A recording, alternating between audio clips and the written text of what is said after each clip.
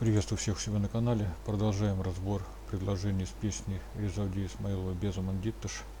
Два куплета мы разобрали в предыдущем видео. Сейчас продолжим разбирать третий куплет.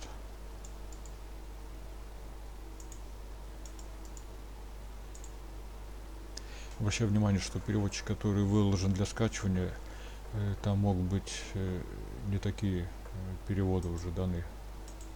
Потому что я постоянно работаю над программой, улучшаю качество перевода.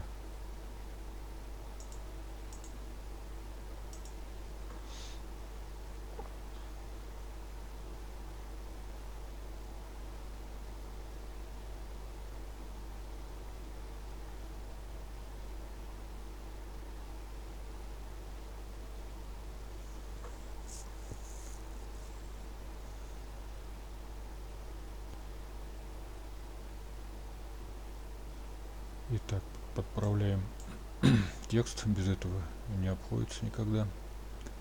Нет, по-моему, еще идеальных переводчиков не сделано. Так, здесь у нас с отцом в эргативном падеже может как и отец, и отцом переводиться. В нашем случае отцом более уместно перевести. Так,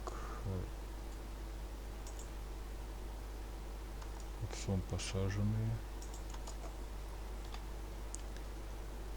Кийна. И как и воспитанный, и выращенный переводится так. В нашем случае идет речь о деревьях. Выращенные. Любимые деревья стоят они. Тиналях. Варианты переводов в затишье, в затишке, в тишине. Возьмем в тишине, как на ютубе у нас было, чтобы более придерживаться текста. Более близко к тексту, который на ютубе был.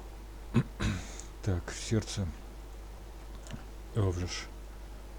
Тоже варианты перевода. Здесь возьмем тоже щемя, как было на ютубе, чтобы меньше было исправлять.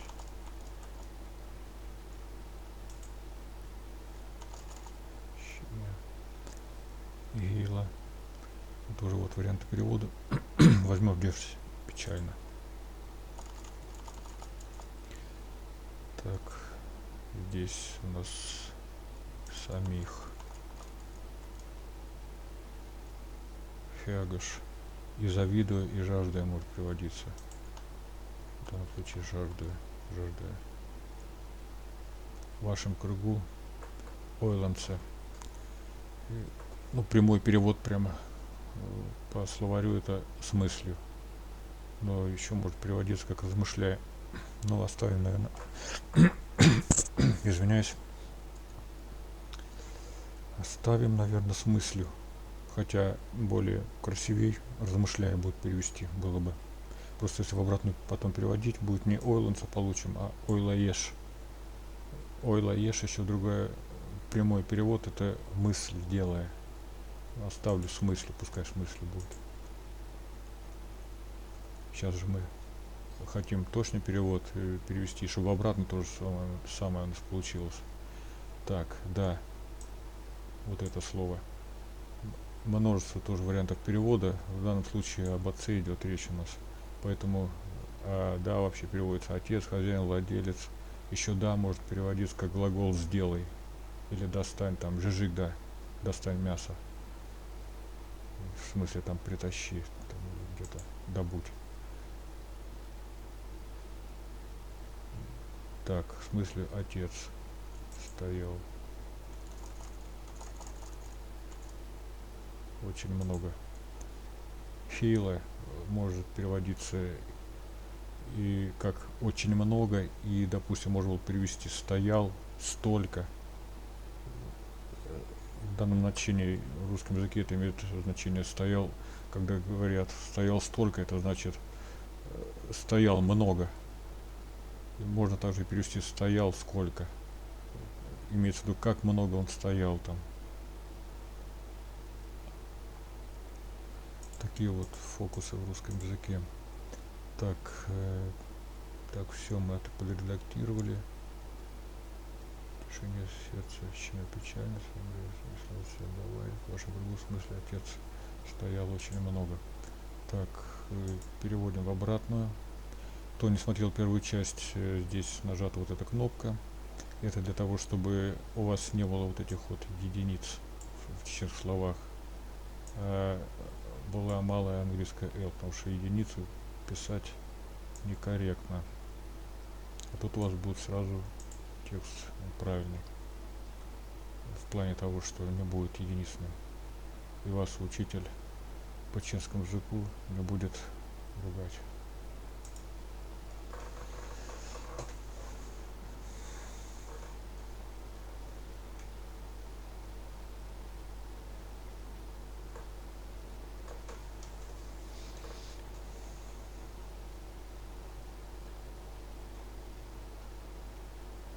Так, здесь опять у нас варианты перевода пошли. Отцом посаженные. Отцом может как и дас, и деца. Деца это имею в виду не сам отец посадил, допустим, с отцом посаженный. У нас именно отец посадил деревья, значит у нас будет дас, эргативный падеж. Так, у нас тут влазит глагол чудолина, посаженный, но это образовано от глагола чудола. Чудола, по-моему. Вот так он. Извиняюсь за произношение мое. Чудола. Это имеется в виду посадить, там не то что дерево, там и, допустим, имеется в виду в тюрьму посадить чувола, если по отношению к мужчине. Но у нас имеется здесь подразумевается про деревья идет речь, поэтому у нас дегна, по-моему, так я сказал, предмет, да? Чина без амандитыш. Так, проверяем, что тут у нас. Стоят они в тишине. Так, док овжиш гила. Так, сердце нам дается в рогативном падеже и в именительном падеже с классом. Мы оставляем здесь, нас интересует просто сердце без классов. Печальное гайгане и гила. Гила оставим здесь. Так, дальше проверяем. Уйландса. Так, есть отец стоял. Так, опять нам дан эргативный падеж и именительный падеж с классом. Нас здесь интересует просто именительный падеж. Просто отец стоял, то есть это не выполнение работы.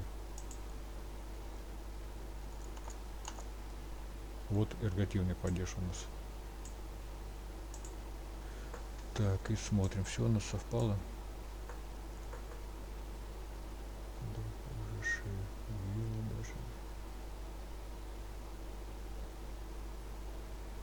Да. Вот так вот вам предстоит работать с программой, подправлять тексты, анализировать, подправлять тексты, потому что программа рассчитана на то, чтобы вы тоже думали над текстом, не просто машинально, чтобы не копировали и там куда-то не несли на какой-то сайт, требуя ваши стихи, там, которые вы можете придумайте на чеченском, требует, чтобы их тоже разместили и затем